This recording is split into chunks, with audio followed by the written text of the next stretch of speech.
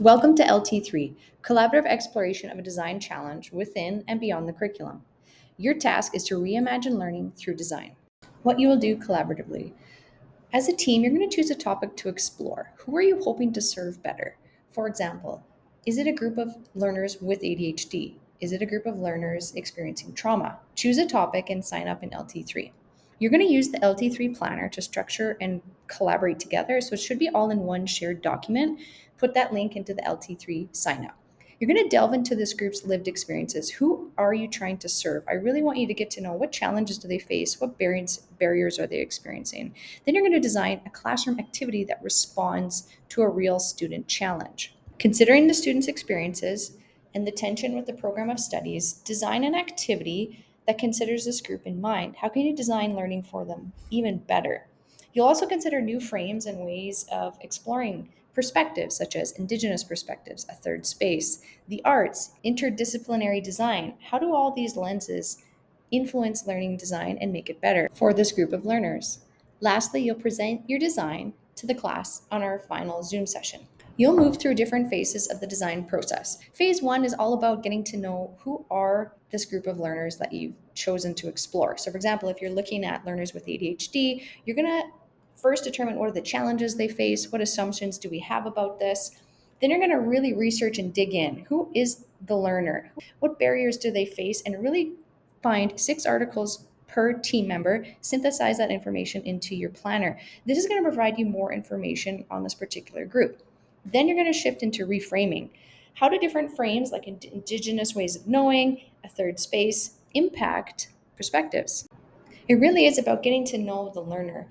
And what are other participants? How do these frames influence who we're designing for? Who are the stakeholders? Is there teachers? Is there parents? So we're going to extend this as we go into different phases, because phase two is all about you're going to come up with an idea, a learning activity, you're going to test it, you're going to chat about it as a group, iterate it, go back to it again, think of your learners. Then you're going to present this and reflect on your learning. Let's break the phases down a bit more. Exploration. Define the challenge assumptions. Who are you hoping to serve better? The problem of practice should focus on better serving a group of students traditionally not served well. What challenges do they face? Then you're going to research, dig deeper. Who is the learner? Who are the specific learners you are serving?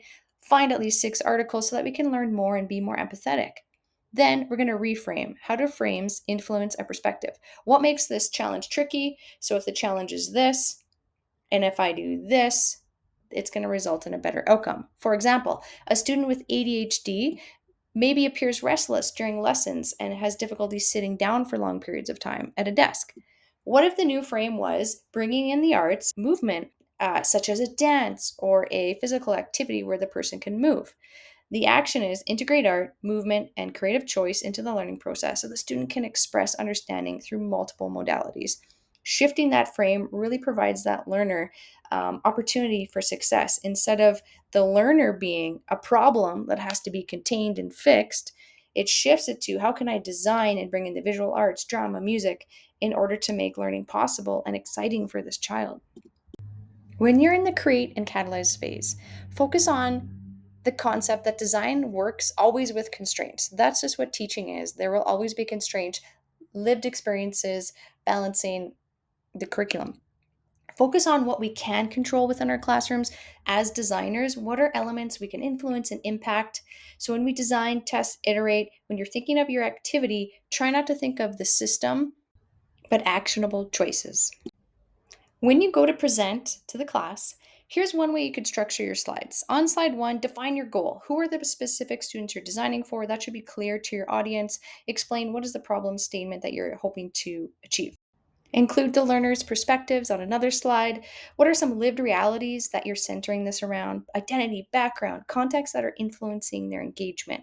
Design always begins with empathy, so there should be information about your learners. Have a slide that talks about how you reframed certain experiences to provide a learner success. So, for example, a group of learners experiencing anxiety. In students, this can sometimes often traditionally be addressed by perhaps just shortening demands, giving extra time, shortening presentations. However, the structure stays the same. However, if the situation was reframed into something such as focusing on Not only on performance, the goal becomes building confidence and self regulation. The reframe is how to foster self regulation. So students then could choose, maybe they share a video, small work in small groups, present to small groups, do one on one conversations. An assessment shifts from high stake events to iterative check ins, thus supporting the group with anxiety. And this lens moves us from fixing deficits to designing inclusive spaces that support all learners in the classroom. I have a slide that talks about the program of studies in context, integrate what grade are you focusing on and what are the specific outcomes, identify interdisciplinary or transdisciplinary connections that can enrich the activity. So it's not just a math lesson, but how can we incorporate other outcomes into this task? Have a slide that talks about the activity description. So if I was a fellow teacher, a colleague, I could look at this and perhaps implement this into my classroom. So your audience is teachers, and what would that activity look like? Have a slide that talks about assessment. How will you know the learners are learning? So include the outcomes and the learner experience. What does that look like, and how are you fostering equity? How are you capturing thinking, growth, and belonging, not just correctness or the right answers? Timelines. Remember, you're creating and sharing and collaborating all within your LT3 Design Planner workbook. This is a shared document. You've shared it with myself, and also it's on the sign up sheet so that the class can see and provide feedback on feedback loops. Phase one of the planner is due October 3rd into D2L. Have one team member submit it with all your amazing names. Include the highlighted rubric with that as a self reflection. The team should do that together. Phase two is due October 24th into D2L. Same process, your workbook, highlighted rubric. On October 24th, also include your presentation though in PDF form or a document that I can open in D2L. Again, include all your amazing team names. In summary, the why of LT3 is all about teaching is a design process. It's not just delivering content. We want to explore possibilities for reframing curricular activities to better serve learners, especially those that haven't been served well. Focus on the learner's lived experiences, focus on reframing challenges, and collaborate to build new possibilities. In the end, design with your team to reimagine what learning can be.